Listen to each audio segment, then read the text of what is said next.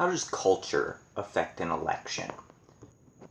Well, I think the easy answer to that question is that it affects everything about an election.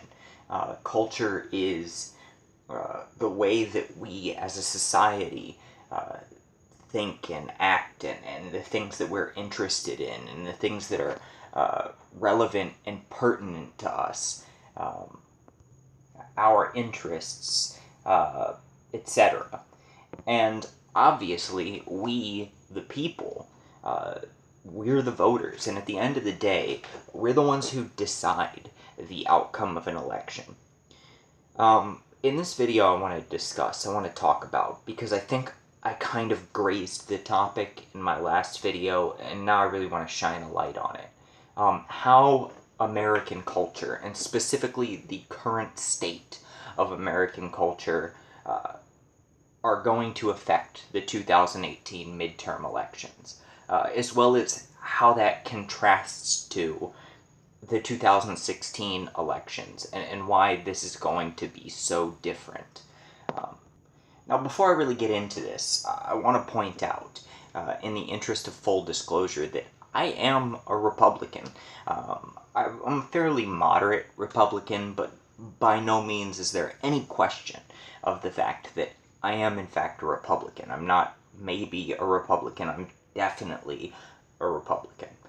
With that being said, I'm also a realist and a person who understands that nation, we, the collective American people, are much more important than my political party, or, what have you.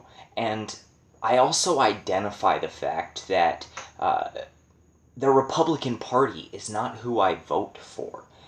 It's the candidates themselves. And there are occasions when there is a good Democratic candidate, or a good independent candidate, and a bad Republican candidate. And in those cases, I'm not just going to vote Republican solely on the principle of it. Now, unfortunately, there are a lot of people here in the United States, both Republicans and Democrats, who do exactly that. And that is kind of one thing I'd like to discuss really quick, before I get into what I feel are the more important questions here, is the fact that we do have a paradigm right now that is so divided.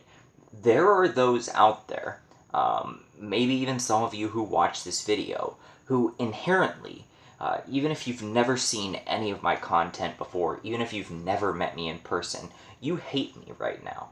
You hate me because I just identified myself as a Republican. And that's all you really know about me, and that's all it takes you to hate me. Now, I will grant this.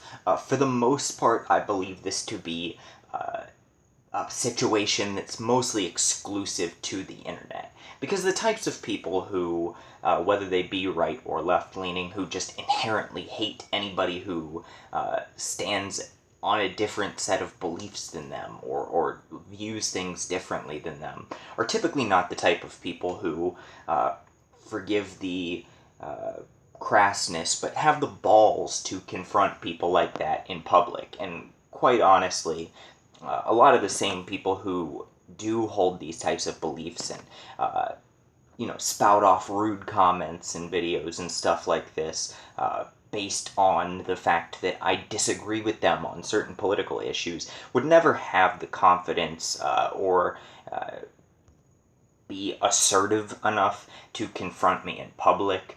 And as a matter of fact, they'd probably be very, very friendly and nice to me in public when the mask of the internet is removed, and all of a sudden there are consequences to their actions. But the fact is that that idea does still exist in their head, and does still affect how they do things like vote. So how does that affect elections? Well, I think one thing that we need to acknowledge is that, especially when we look at larger election regions, things like the presidential election, or elections in large, kind of middle-of-the-road states, in other words, states that don't lean heavily one way or the other, we have seen for the time being, the end of landslide elections. There will never be somebody who is able to unite people with such vigor as, a Reagan or somebody like that, who pulls large amounts of swing votes. Heck, I don't even think we will see a Bill Clinton-esque performance in the polls in a presidential election anytime soon.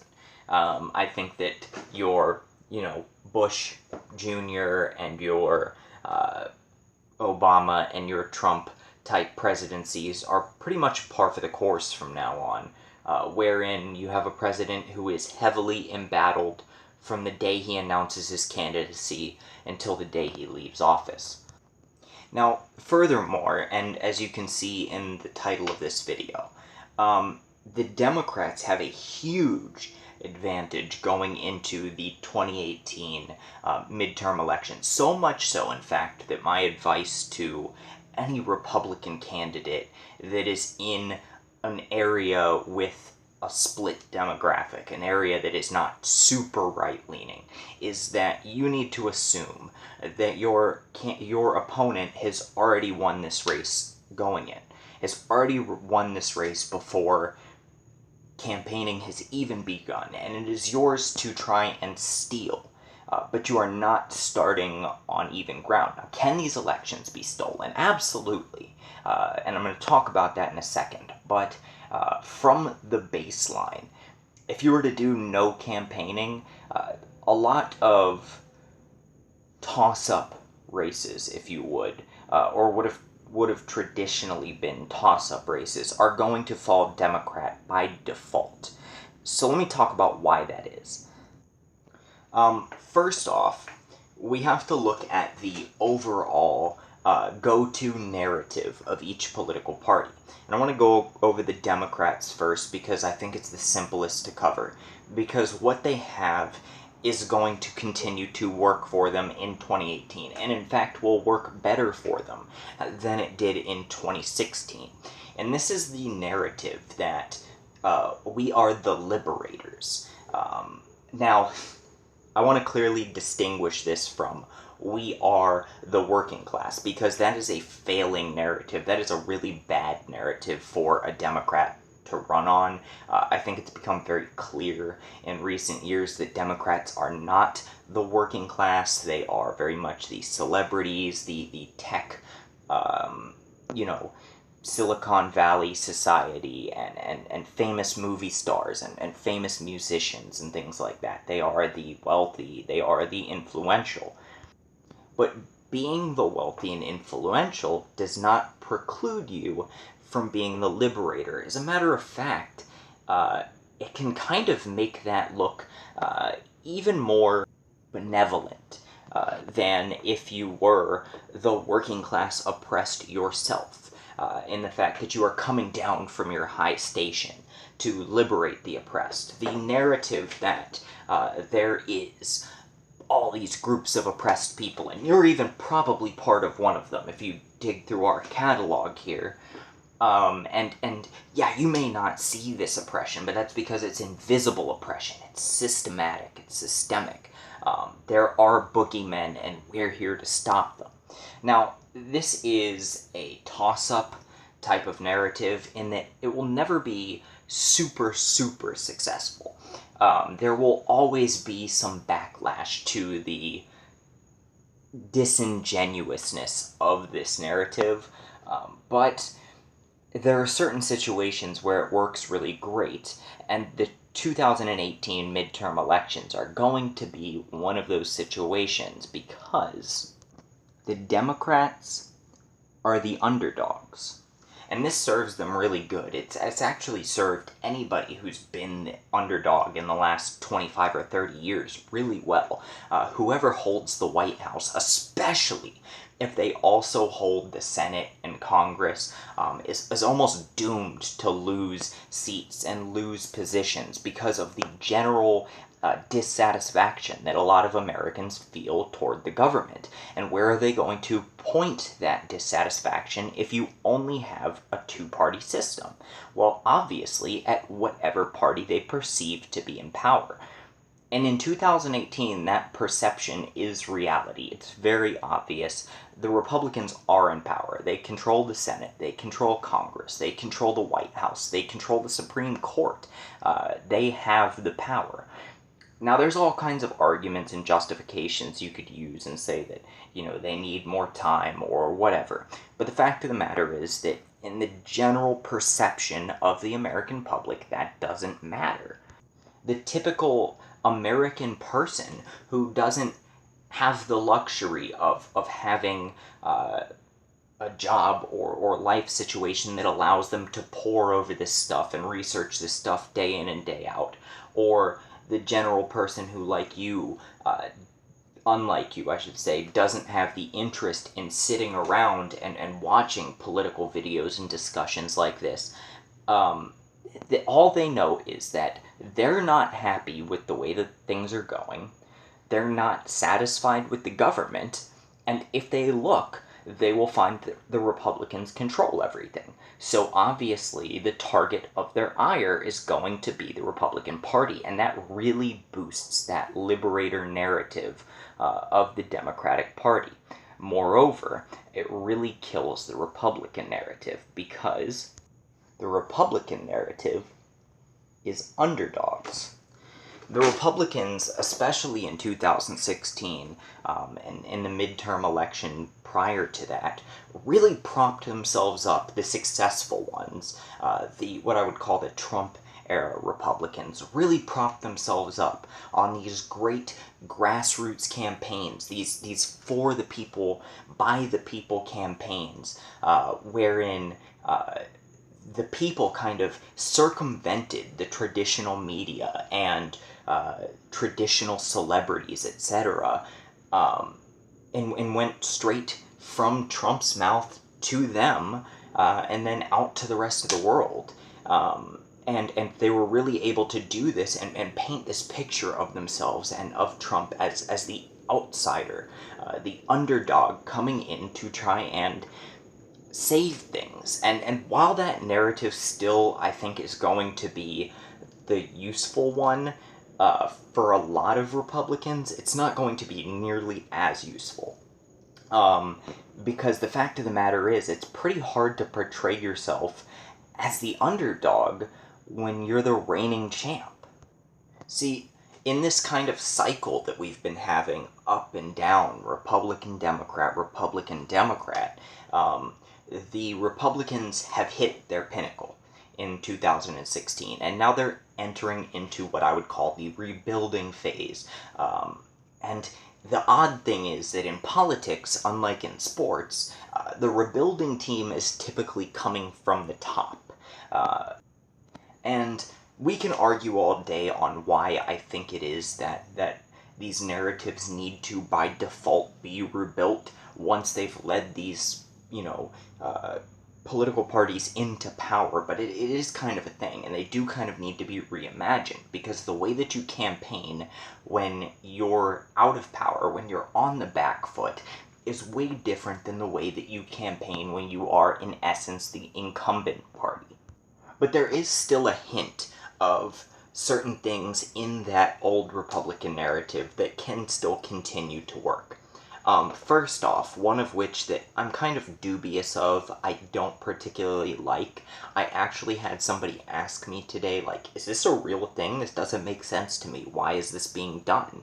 And I had to point out, yeah, I think it's weird too, and I just made a video about it on YouTube. Check it out. But is this association of Republican candidates wanting to ride Trump's coattails? I don't know that that's necessarily a smart decision, and I talked a lot more about that in another video. I'll link it in the description. But it does seem to be one of the go-to things that they are going with, and we'll see how that goes in the future. I wouldn't be amazed if it worked, but I'm leaning towards the fact that it probably won't. It'll probably hurt those candidates more than anything. I think it probably caps them out at like 45% of the voting public, which can be a winning amount in certain areas, especially if there's a big independent vote or low voter turnout for the opposition. But typically speaking, it's not where you want to be going into the polls on election day. Now, the other way that this Trump narrative can be reworked as something that can work for the Republicans while they're already in power is to take that idea of these grassroots campaigns that Republicans are using so effectively and make that essentially your platform of the people, for the people, by the people. This is a lot easier to define in regional and state races because you do this by portraying somebody from that region. I could run way more effectively in South Florida by being a South Floridian, by being that kind of guy and knowing what the correct, lingo is and what the problems that face South Florida are and what it's like to, be part of that demographic. Sorry to objectify or make it sound like that, but I would throw out, my girlfriend as the fact that she's Hispanic is helpful here in a place with a huge Hispanic demographic. And everything from the clothes that I wear to the way that I speak. Not so much in YouTube videos because I try and be very non-regional, but if you go back to my older videos, even there you can see it. To even the food that I eat and the things that I enjoy are South Florida. That is who I am, and that's what a Republican candidate needs to be, and he or she needs to inspire that public to want to hold them up as a champion of their people. Because we are entering a time where these grassroots campaigns, these for the people, by the people campaigns, are just as powerful as traditional media campaigns. The Trump presidency proves that. That's why he's in the White House, despite having staunch opposition from especially the left-leaning media, but even to a lesser degree the right-leaning media, who didn't really view him as a traditional conservative. Google never Trumpers, and you'll see that he wasn't that beloved by a lot of traditional right-leaning people either. But the people saw him as one of them, and so they put him in office based on that. And that's how you can still win as a Republican, I think, in 2018. But remember, you are coming from behind. It is your election to steal. It is not yours by right. So keep that in mind. Don't forget to like and subscribe if you want to see continuing political coverage and analysis going into the 2018 midterm elections. Have a great night. I'll see you in the next video, and peace.